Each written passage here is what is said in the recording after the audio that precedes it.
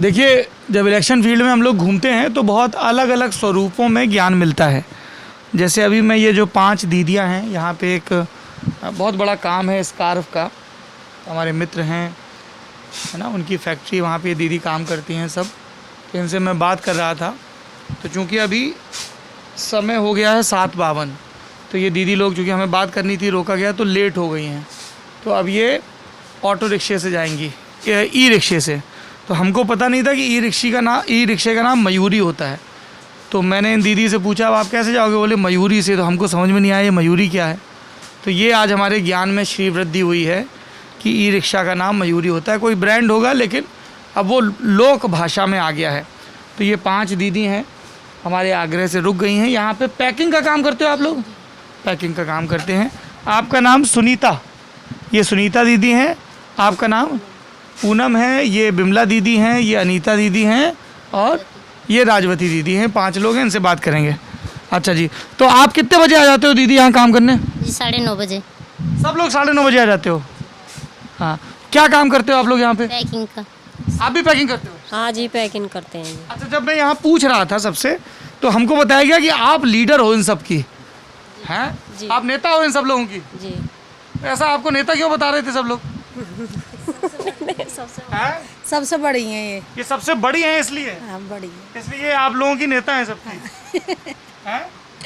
ऐसी बात है? जी। अच्छा जी, बढ़िया। हाँ जी।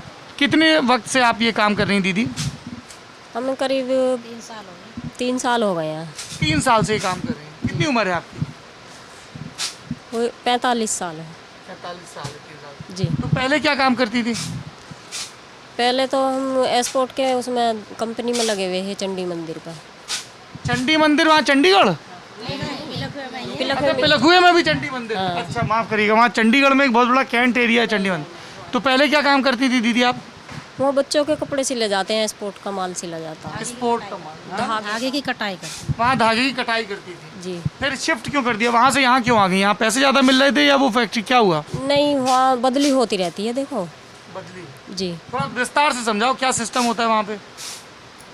वहाँ कपड़े मतलब कपड़े, बच्चों के कपड़े सिले जाते हैं, फिर उनके सिल के नीचे आते हैं, फिर उनके धागे कटते हैं जो सिलाई के रह जाते हैं। कितना पैसा मिलता था दीदी वहाँ? देखो, उस टाइम पे तो हमारे है 2000 रुपये। महीने के 2000? कितने घंटे का काम?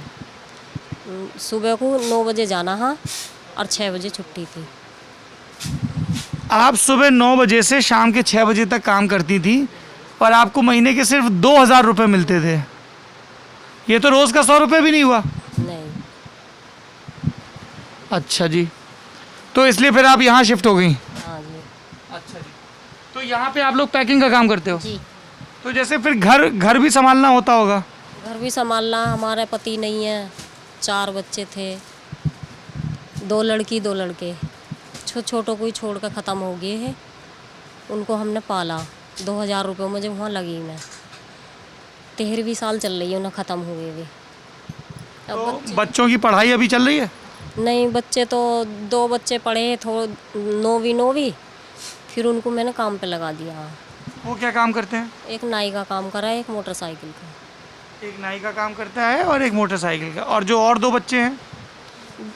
एक लड़की ख़त्म हो गई, लड़की की मैंने शादी कर दी। एक की शादी कर दी और एक लड़की का देहांत हो गया। अब उनके भी बच्चे हो गए हैं क्या? अभी नहीं हुए हैं? बड़े लड़के पे है, लड़की है। तो जो बड़े लड़के के बच्चे हैं उनको तो अच्छे से पढ़ाएंगे ना? अभी तो छोटी है। पर जब बड़ी होगी तो पढ़ाएंगे ना? हाँ जी। देखो, चाहे और खर्चों में थोड़ी कटौती कर लेना दीदी, पढ़ाई में कटौती नहीं करना, ठीक है?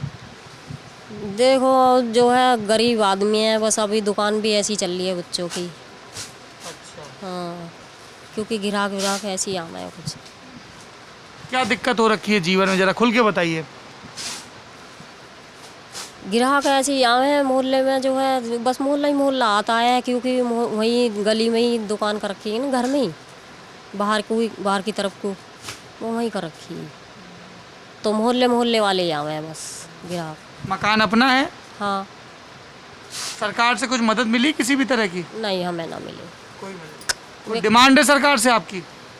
नहीं जी, हमें मेरी डिमांड भी नहीं है, और जो हमारे वे ख़त्म हुए हैं हमें तो जब भी ना मिला कुछ भी। तो वो किससे कैसे ख़त्म हुए थे? एक्सीडेंट हो गया था। हाँ, एक्सीडेंट में फिर कुछ मुआवजा वगैरह नहीं मिला? जिससे कैसे हुआ था एक्सीडेंट? बारात में गए हुए हैं, हमारे नंद ने अपने लड़के की शादी करी, वहाँ से शादी करके आ रहे हैं तो हापुड़ में यहाँ हाफिजपुर रोड पे वैन गाड़ी ही वो टकरा गई। पता नहीं चला काय से टकराई काय से ना। अच्छा, ये पता नहीं चला। ठीक है, तो अभी आप यहाँ काम करने आ जाती हो, फिर घर कौन देखता है? घर बच्चे हैं, मैं तो अलग रहती हूँ, दोनों बच्चे अलग अलग रहते हैं। आप अकेले रहते हो? हाँ? 2 बहुएं हैं। 2 बहुएं हैं, पर वो साथ नहीं रहती हैं। तो अभी आप वापस जाके फिर खाना बनाओगे और सुबह खाना बना के आते हो? आपके घर में कौन कौन है? कैसे मैनेज करते हो आप? इधर आ गए फिर घर पे? हमारे 3 बच्चे हैं, एक हमारे पति हैं हम। क्या करते हैं भाई साहब? अब वो तो ऐसी काम अभी कुछ कर न रहे हैं, चोट लगी थी उनके, 1 साल पहले गिर गए थे 3 मंजिल से, तो दिमाग में कुछ कमी सी है अभी तो। कितने साल से आप ये काम कर रहे हैं? मुझे 3 साल ही हो गए, मैं तो यहीं पे ही आई थी काम पे शुरू में।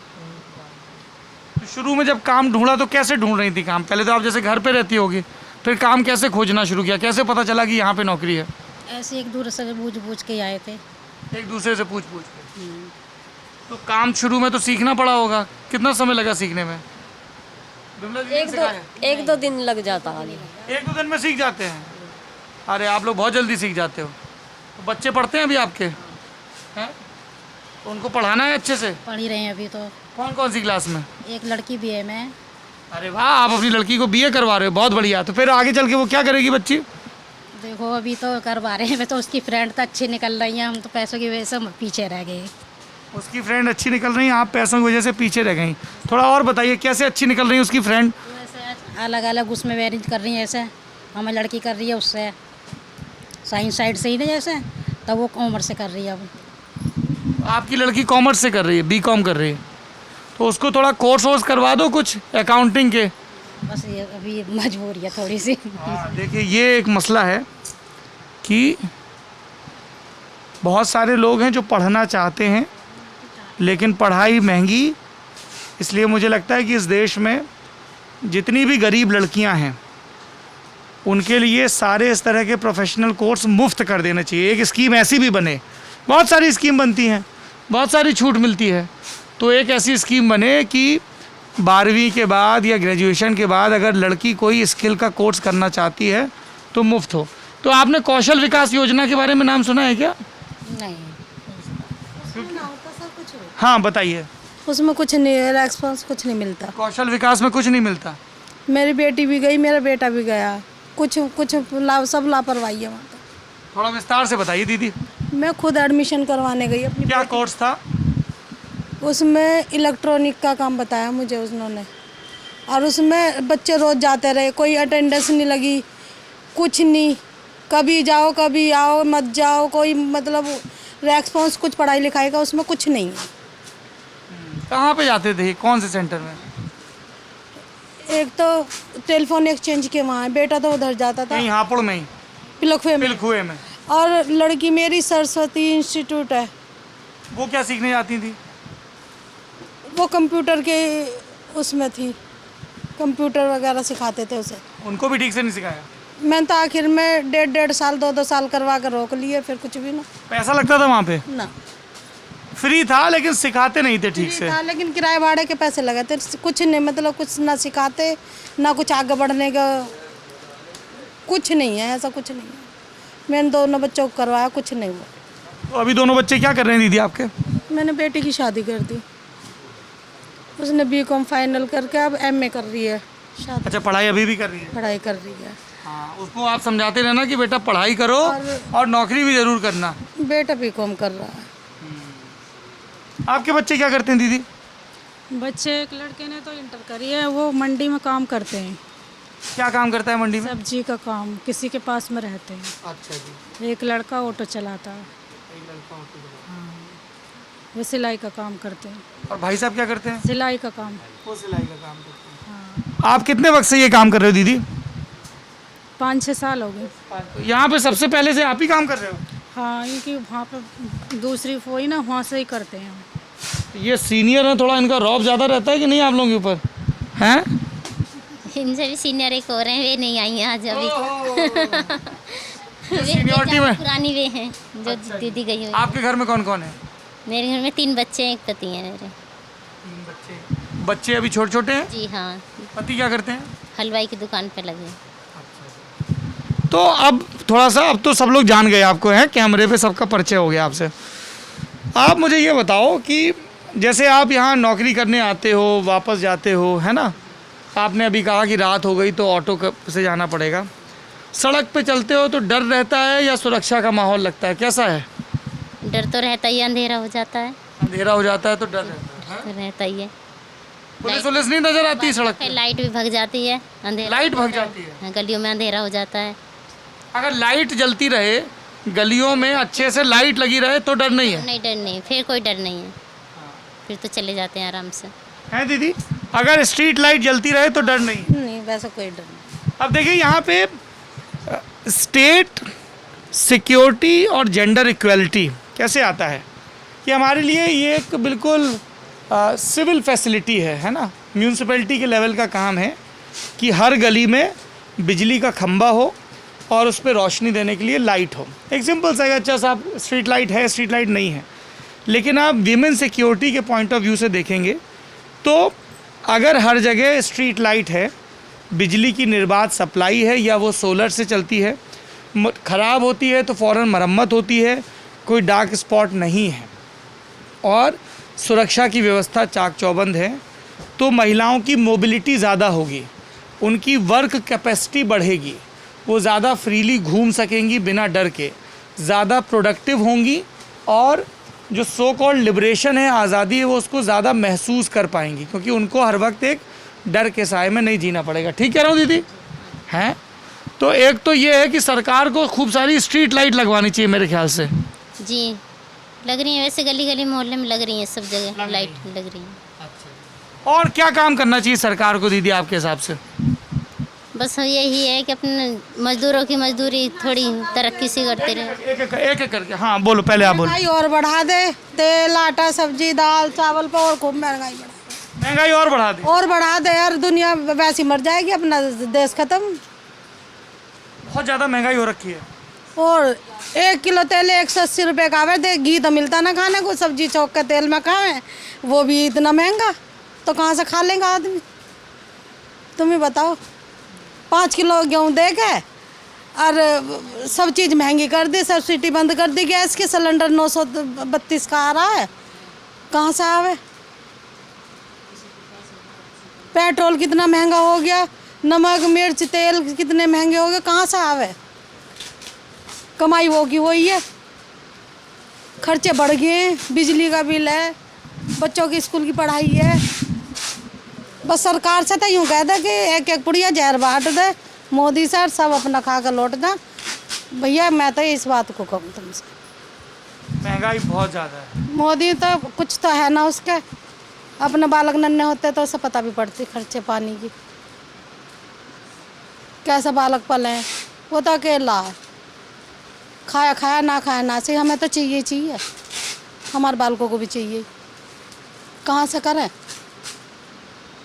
ये बताओ? दूध के बिजली के पानी के कितने खर्चे ऐसे हो जाए जो टाइम से पहले देने पड़े, चाहे रोटी खाओ ना खाओ। 5 किलो गेहूँ मिले हैं, अब 5 किलो गेहूँ में हम 3 जने 15 किलो कुल मिला, 15 किलो में 14 किलो ही देवे है। 1 किलो कम देता है, 2 किलो कम देवे है। अभी आपके पास आएंगे सब बताना है ना। 2 किलो कम, जब हम उसे चक्की पे दोबारा साफ करके तुलवाने जावे 2 किलो कम उतरा है। तुम ही बताओ कहाँ से खावें? खाने की मुसीबत, हर सब्जी 40 रुपये किलो, 60 रुपये किलो, दूध 50-55 रुपये किलो, कहाँ से पेट का जाले कहाँ से जड़ा? बताइए दीदी क्या कह रही थी आप? मैं कह रही हूँ आदत ख़राब देता है वो अनाज भी, गंदा बहुत। थोड़ा जोर से बोलिए। अनाज खराब देता है? हाँ, गला हुआ रहता है उसके अंदर, तो उसका देने का फ़ायदा क्या रहा है 5 किलो का भी? आप भी कुछ बोल रही थी, बताइए क्या कह रही थी? इसी कह रही मैं, तेल कोई कह रही है 180 रुपये किलो तेल दे रहे हैं, मतलब अब कहाँ से खाएं बताओ तुम। 180 रुपये किलो का तेल क्या दिन चला है गृहस्थी में। सब चीज़ महंगाई हो रही है, मजदूरी बढ़ना रही, बच्चों की काम ही नहीं है। बच्चों के बच्चे तो जब अपना काम खोल के बैठ के तो अपना भी नहीं चल रहा काम, परेशानी हो रही है बहुत ज़्यादा। आप इसमें कुछ जोड़ना चाहती हैं? हाँ भैया जी, ये बच्चों के काम नहीं है बिल्कुल भी। एक लड़का ऑटो चलाता, वो भी कभी पुलिस वाले परेशान करते हैं, कभी 2000, कभी 4000, कभी अभी 15,000 में चालान काट दिया। किस बात का चालान काटा? ऐसी एक सवारी बैठी, बस पुलिस वाले ने उधर का परमिट हाँ इधर का हापुड़ की तरफ का, उधर को जा रहा तो एक सवारी ने मुझोरी कर दी पुलिस वाले से। नो जी, तुम्हें तो तनख्वाह मिलती है, तुम जब भी परेशान करते हो। इसी बात के ऊपर बस वो काट दिया। सवारी ने मुजोरी की और चालान हुआ लड़के का। लड़के का हाँ। बच्चों के काम हिले कुछ नहीं है, परेशान बहुत रहते हैं वो। काम तो है ना बिल्कुल भी। महंगाई एक बड़ा मुद्दा है और रोजगार नहीं है नौजवानों को। रोजगारी नहीं है बिल्कुल भी। ऐसा काम हो जो रोजगारी, मेहनत भी करे आदमी और रोजगारी ना हो तो उसमें भी कोई फ़ायदा ना। काम मिलेगा जब भी तो आदमी मेहनत करेगा, जब काम ही ना मिलेगा तो कहाँ से मेहनत कर लेगा।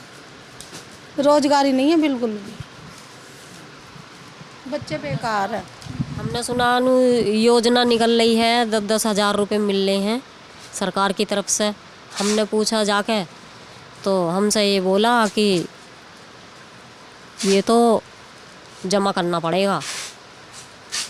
जमा करना पड़ेगा मतलब थोड़े थोड़े पैसे हर महीने के बंद जाएंगे।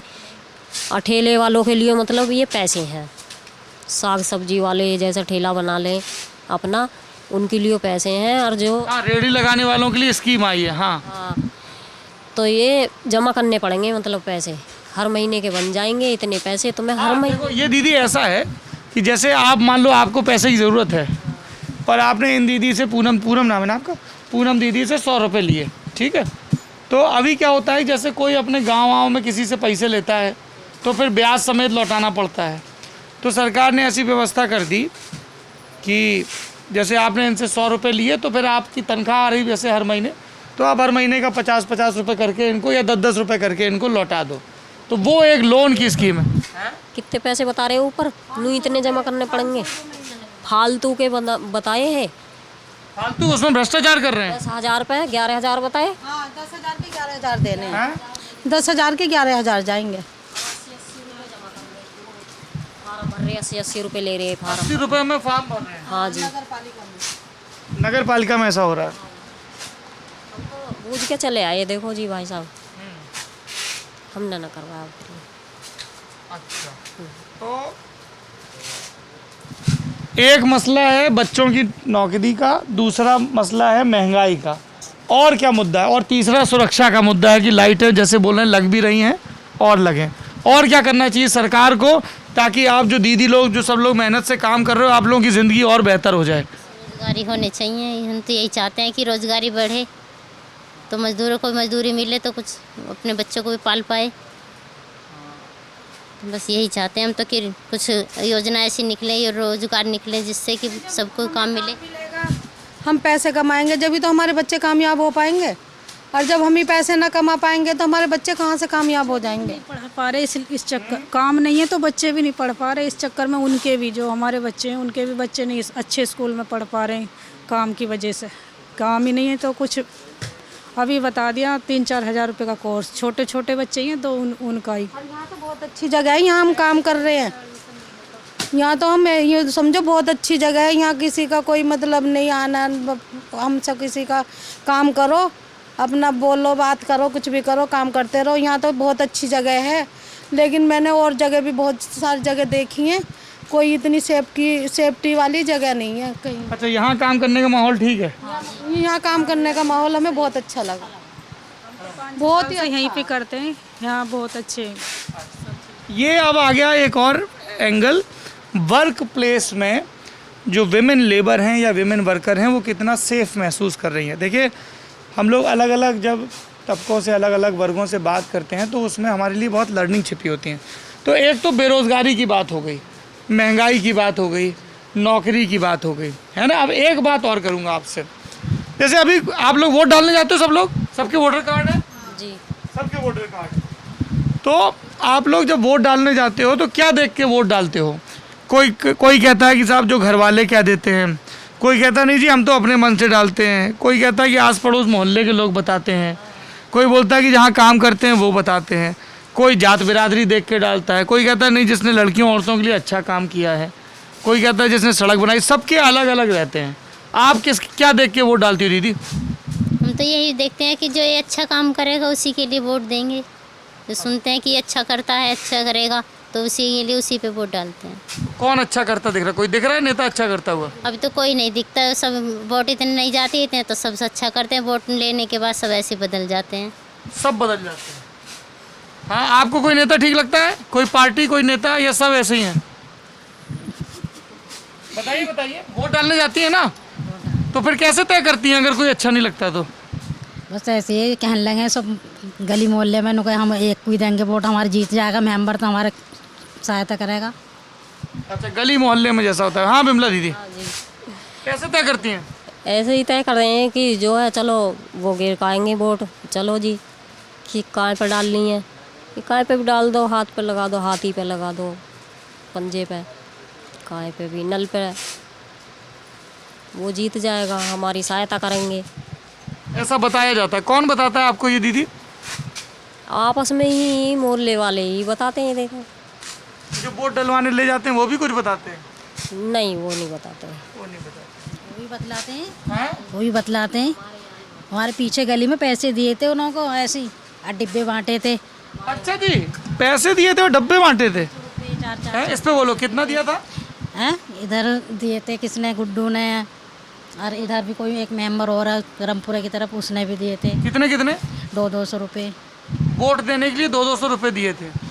भाई साहब ने तो सुना था, पर हमें ये पता नहीं पक्का सुना था कि नहीं 200 दिया। रुपये? हाँ, नहीं, सुना होगा तो फिर तो बटा ही होगा, वरना हवा में थोड़ी सुना होगा। नहीं जी, हमारी गली में नहीं बटे।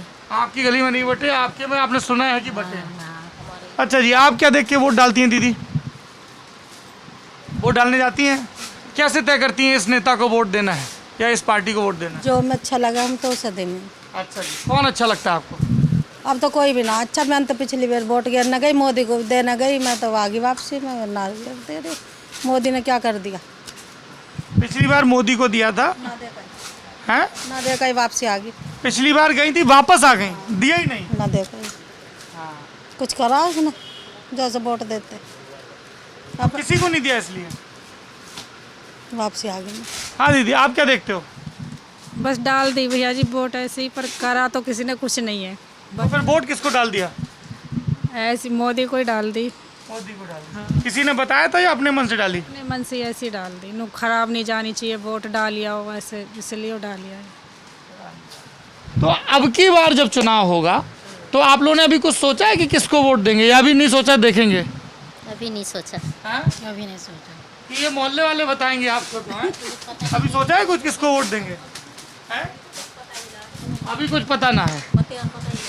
चलिए, चुनाव आएंगे, चुनाव जाएंगे, नेता अपने अपने दावे इश्तिहारों की शक्ल में, आंकड़ों की शक्ल में आपके सामने पेश करेंगे।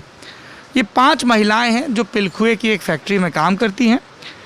इनकी ज़िंदगी में हम पिछले 25-30 मिनट में थोड़े से दाखिल हो पाए। आप इनकी तकलीफ़ें देखिए। ये अपने बच्चों को पढ़ाना चाहती हैं और इनके सामने अवरोध ये है कि जो ये कोर्स पढ़ाना चाहती हैं या जो वो लड़के लड़कियां पढ़ना चाहते हैं वो बहुत महंगा है।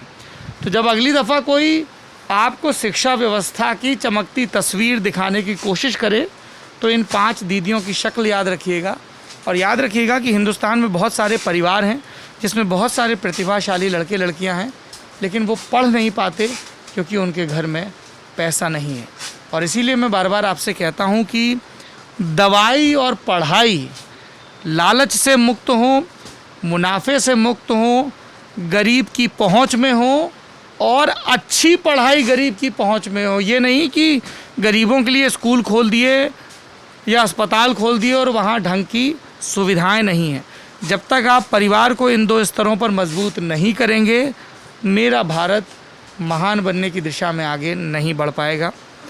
ये हमारी लल्लन टॉप की चुनाव यात्रा का हापुड़ केंद्र, जो हापुड़ पड़ाव है, वो यहाँ हापुड़ ज़िला की यात्रा पूरी होती है। अब हम विश्राम लेंगे 1 दिन का।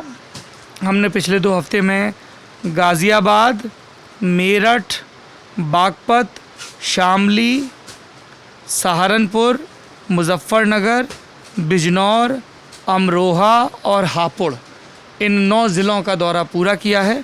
1 दिन के ब्रेक के बाद नोएडा की यात्रा होगी, उसके बाद बुलंदशहर, अलीगढ़, हाथरस, मथुरा और आगरा के सफ़र पे निकलेंगे। आप इस सफ़र में लगातार हमारे साथ बने रहिए। हमारा नया चैनल है लल्लन टॉप यूपी, उसको ज़रूर सब्सक्राइब करें। उसमें आपको तमाम पर्दे के पीछे के वाक़यात भी नज़र आएंगे। शुक्रिया।